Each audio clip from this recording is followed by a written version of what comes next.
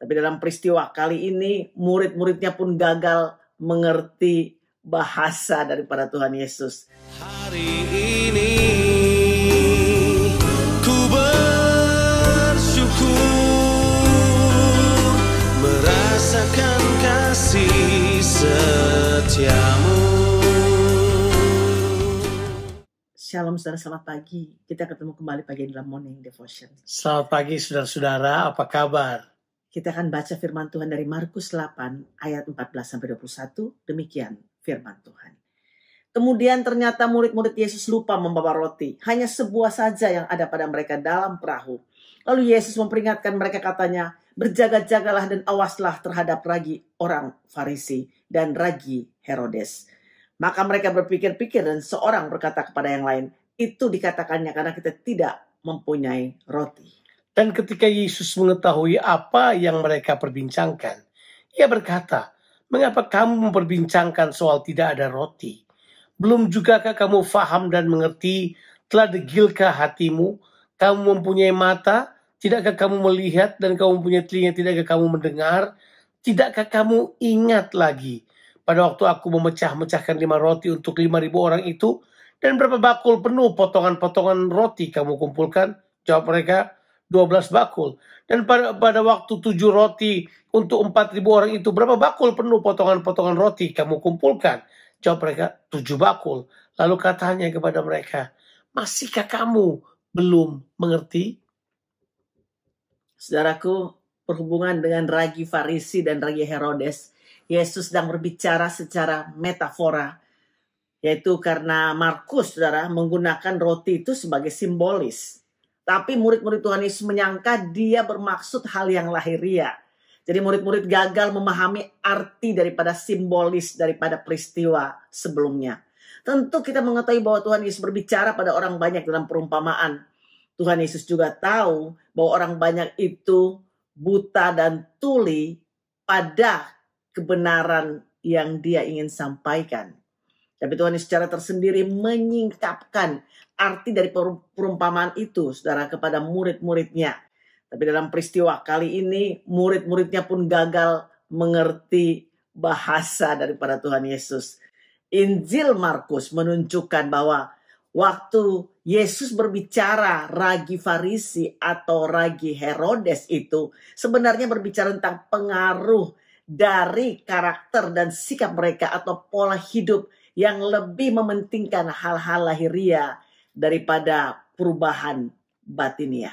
Kalau saudara masih ingat, di dalam kitab Markus juga pasal 3, kita sudah membahasnya, pasal 3 ayatnya yang ke-6, di situ waktu mereka melihat Yesus berbuat mujizat pada hari Sabat dan seterusnya, Alkitab berkata, lalu kelompok Farisi itu bersekongkol dengan kelompok Herodian atau Herodes untuk membunuh Yesus.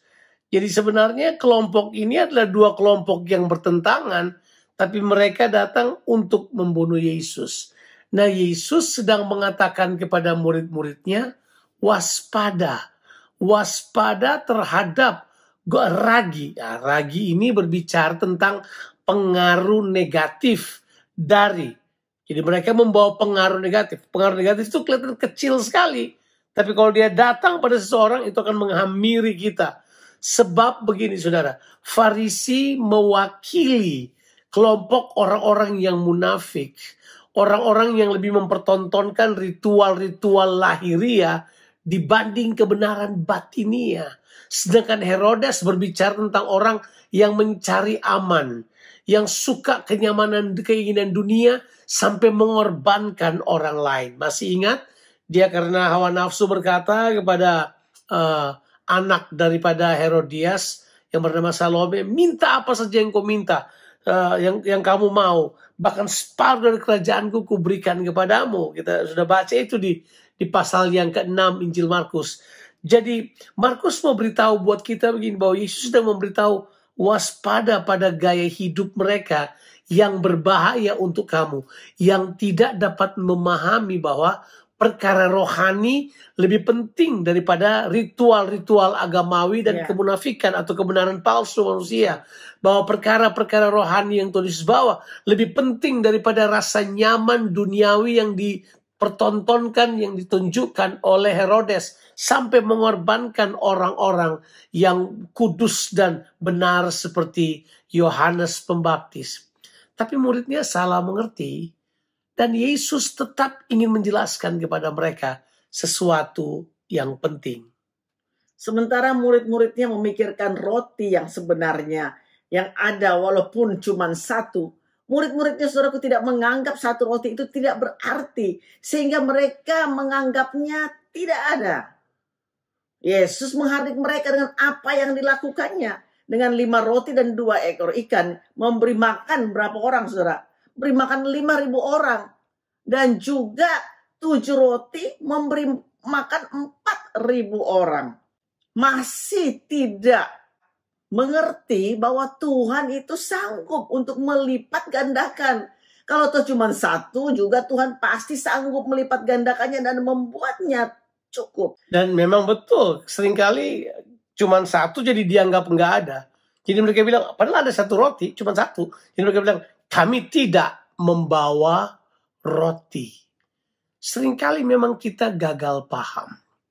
Gagal paham untuk mengerti apa yang Yesus coba bawa kepada kita. Yesus mau katakan bahwa Dia adalah Tuhan. Dia sanggup melakukan apa saja. Cuma Dia katakan begini, dalam perjalanan kehidupan kita berhadapan dengan oposisi yang suka menyerang kita.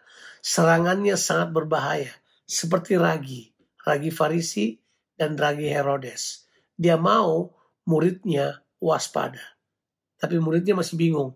Ini 1 roti nggak ada artinya, mau dibikin apa ini?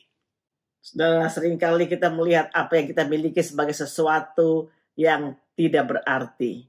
Tapi Tuhan melihat dengan hal yang kecil itu, Tuhan dapat, Tuhan sanggup, Tuhan bisa melipat gandakannya dan membuatnya menjadi hal yang luar biasa.